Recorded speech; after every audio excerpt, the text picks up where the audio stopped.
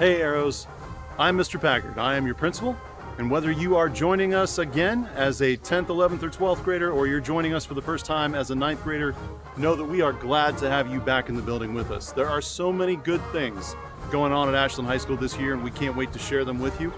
We're going to go ahead and go on a virtual tour of our building, but before we go in and show you what's going to happen on a daily basis, I want to make sure you know how important it is that we all mask up as we enter the building. So I'm going to pull my mask up over my face, over my nose, because that's what we need to do to keep everybody safe this year.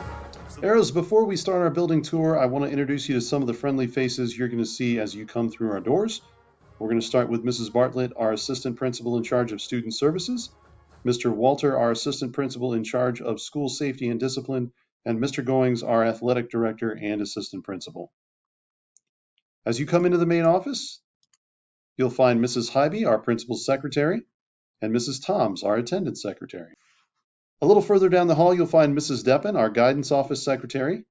You'll find Mrs. Greshner in the main office. She's our bookkeeper and takes care of all student fees. And finally, Mrs. Vipperman, who is our athletic secretary. A little further down the hall, you'll find our student services staff. Mrs. Thomas is our school counselor for students with last names A through F. Mr. Grissinger is our school counselor for students with last names G through M. Mrs. Hartman is our school counselor for students with last names N through Z. And Mrs. Barlow is our school liaison. Arrows, the first thing we're going to talk about on our school tour is our staggered arrival, because this is a little different than in years past. Again, the building will not be open until 7:20, and our first group to arrive will be our bus riders. Everyone's going to be arriving and disembarking from the front loop, and so we'll have 9 buses pull up to that front loop, let all of their high school students off in order. They'll come up through one main entryway, which we'll talk about here in a moment, and then those buses will pull out and go to the middle school to drop off middle school students. At the same time, there will be 9 buses over at the middle school dropping off middle school students. Those buses will circle around and drop off their high school students, so we'll have even a staggered arrival of our buses. The next group to arrive will be our walkers from 7:50 to 8 o'clock, and then our student drivers and parent drop-offs from 8 to 8:10. And finally, our first class will start at 8:14 a.m. Parents, one of the questions that we've been getting is flexibility with these times. Please know that these are the times that we would like you to drop off your students if possible, but we understand that there are work commitments and other things that you may need to drop them off a little bit earlier than that 8 to 8:10 time. That is fine. Just know that we are going to be flexible with you. Just a reminder that our high school remote learning time is from 7:30 to 8:10. Students may arrive to work in person for this period of time, or they may have worked on their own. One more time. Students are going to come up that walkway, and everyone is going to enter through door C. And what you can see right there is our 4 large sets of double doors. Once students are through the door, they will be entering into our lobby commons area. And what you see right here is the lobby commons as it is right now today on August 25th. Here shortly, we're going to have those tables that you see in the corner set up to turn this into a secondary eating area. So some of our students will be eating in the cafeteria. Some of our students will be eating in this common area. That's so that we can distance everyone appropriately during lunchtime. And so those areas will rotate throughout the year so that if your student is eating in the commons, they're not going to have to eat in the commons all year. They're going to get to experience our new cafeteria at some point, and the folks who are eating in the cafeteria will also rotate into the commons. So we'll explain that schedule a little bit later on, but we wanted you to see this is where students are coming in as they're entering the building. And then the first thing they're going to do, since our bus riders are our first group, they're going to head down to the cafeteria immediately. So the first groups of students to enter the building will be sitting in the cafeteria in the morning. And in order to do that, they're going to take a left as they come in, and they're going to head down our very large thoroughfare to the main office. Now, this is a hallway that is going to work normally, just as it always has. It's going to go 2 different directions. So there'll be traffic going this way, there'll be traffic coming back, because it is large enough to accommodate that. Once they get down to the area near our media center, they're going to make another left turn and continue their journey to the cafeteria. But this is a good time to talk to you a little bit about our brand new media center that we call now the Kiva, or the gathering place. So It is an absolutely fantastic facility. Here's a couple pictures of what our Kiva looks like today. We can't wait to get our students into that. It's going to be one of those things that is going to be fantastic about our year. So continuing on our morning journey down to the cafeteria, when students hit that intersection, they'll make a left-hand turn and they'll turn down our English World Language hallway, one of our main hallways in the high school. Since this is one of our more frequently used hallways, this is going to be one way during arrival in the morning and during class changes during the day. So students who have been at Ashland High School for a while, this may take a little bit of getting used to. Don't worry, we're going to have plenty of signs up so that everyone remembers. Again, this is a one-way hallway heading towards the cafeteria. It is only in effect during arrival and during class changes. So if you were to leave your class, let's say in the middle of first period, to go to the main office for a moment, do you have to observe the one-way rules? No, you do not, because there's not as many people in the hallway during that time. It is only in effect during class changes and during arrival in the morning. So continuing our journey down onto the cafeteria, this is a look at our brand new cafeteria. It is amazing. It is much more amazing in person than we can show you in pictures. And again, we can't wait to get students into it. So again, students will be coming from that main entrance, that C entranceway, all the way down to the cafeteria to find a seat in the morning. And when the cafeteria is full, we will radio up to those doors to let students know that they're then going to stay in the gym or in that commons lobby area. Unless they want to come down and get breakfast, then they can head back up to those other areas if they wish. When students come into the cafeteria in the morning, there will be specific places that they need to sit. Not all of these seats will be available to them. So every seat has a sticker down where students are able to sit. So in the morning, if they are not going to the cafeteria, if that fills up, then we will have them heading into our gym. We will have both sides of the bleachers down in the gym in the morning. And basically what we're going to be doing, if you can see from my diagram here, we'll have students sitting in a seat, and then they're going to leave at least 2 other seats between them. That's 4+ feet between students in the morning, and they'll be sitting every other row.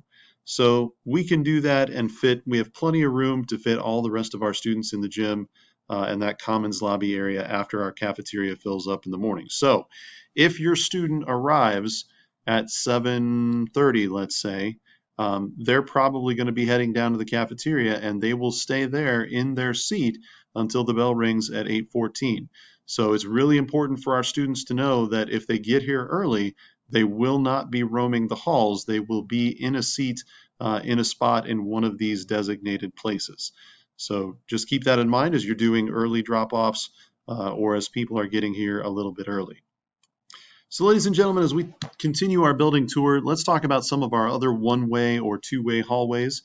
This is our social studies hallway, and this is me looking down towards that lobby area that we just came from.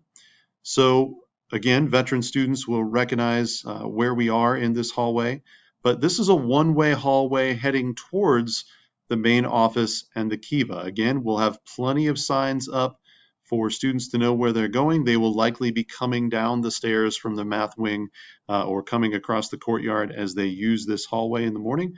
But again, during arrival and during class changes, this is a one-way hallway.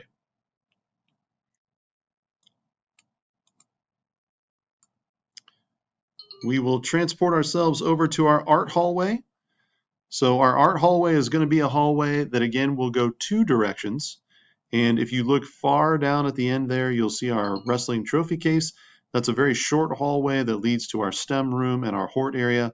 That is also a 2-way hallway. And the reason for that is this hallway is a little bit less frequently traveled and a little bit wider at the moment. So it is a 2-way hallway as you are traversing the halls of Ashland High School. The pictures that I can't show you today, ladies and gentlemen, are of our second floor, our math and science wing. Those will also be one-way hallways. Please rest assured that we will have signage up again so that our students know exactly where they're going in the morning. We'll have people who are out there to guide them in that first few weeks of school, teachers reminding them. So no one's going to be going a direction that they shouldn't go, and it'll come to everybody as we get used to this year. But we will also do another tour of the building Once that second floor is ready, there's still a few finishing touches that we are putting on it right now as far as construction. We want to show you a neat, clean hallway so that it's easy to recognize and understand how we're going to navigate it. So we'll put out one more video as we get closer to school. So ladies and gentlemen, there's just a few other things that we want to talk with you about as far as how things will work this year in our building. And one of those things is water bottles. So we don't want our students to use our drinking fountains in the traditional way this year. We do want to encourage them to bring water bottles with them, but only one type of water bottle is going to be allowed at our bottle refilling stations, which we have placed throughout the building. And that is the kind of water bottle that has a screw-off lid and then a place for you to drink from a spout, so that you're not drinking from the lip of that bottle. So we want to avoid situations where someone would lift that bottle up near where the water's coming out and contaminate that. So again, only water bottles with screw-off lids. That means that while it's okay for you to bring an Aquafina bottle to drink from, we don't want students using those at our bottle refilling stations. Another small difference is our lockers. So students are strongly encouraged not to use lockers during the first few weeks of school. They will have lockers assigned to them. So we're going to go ahead and give everyone a locker because we're hopeful that later in the year we can start using those on an as-needed basis. We do recognize that there are certain situations where students may need to use their locker, and that is okay, but we would prefer that your students plan to operate out of their backpack as we start the year. 10th, 11th, and 12th graders will all use their same locks from last year. They've already got those. They'll get those in homerooms at some point this year. 9th graders, if you would like to use a locker, you need to purchase a lock from us. We don't charge a fee for locks anymore because not everyone likes to use a locker. So if you want a locker, freshman, you just need to buy that lock from us. You can only use a school lock on your locker. Locks are $5.25. And they must be purchased from the school. If you are using a locker at any point in the year, we do want you to have a school-issued lock on it. Ashland is a very friendly, wonderful place, but we don't want to leave any room for your possessions to go missing. Finally, ladies and gentlemen, that brings us to the end of our day. And again, we're going to have a staggered dismissal at the end of our day. We're going to send our bus riders off at 2:28, and then we'll send our parent pickups off at 2:32. And parents, the good news for you about this is that if your students hustle out to the car, then you should be able to get out of the parking lot before our student drivers are there, or even our buses are leaving from the middle school. So hopefully that helps you just a little bit. Just a reminder, parents, that we do want you picking up from the large front loop. We can fit 2 pickup lines in the first part of that parking loop, and then 2 pickup lines in the second. There is generally plenty of room on those, and again, our staggered dismissal time should help with this a little bit. Walkers and drivers then will be dismissed at our normal 2:35 time. Remote learners, please know that we did not forget about you. We are so glad that you chose us to do your online learning with.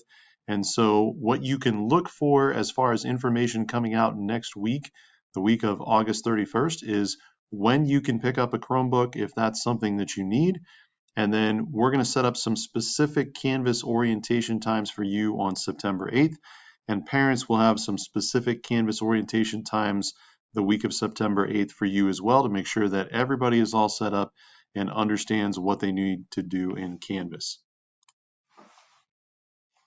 Arrows, thanks for coming on that tour with me. We are so looking forward to seeing you all again soon. Please know that in addition to this, we'll be putting out one more video that shows you what the second floor looks like, and we'll do a walkthrough with some of our signage up for those one-way hallways so you can see what that looks like. In addition, we'll have a virtual open house where our teachers will be making some videos so that you can hear a little bit about each one of those classes, and parents, you can get to know your child's teacher a little bit virtually with that open house. Thanks so much, and we'll see you soon.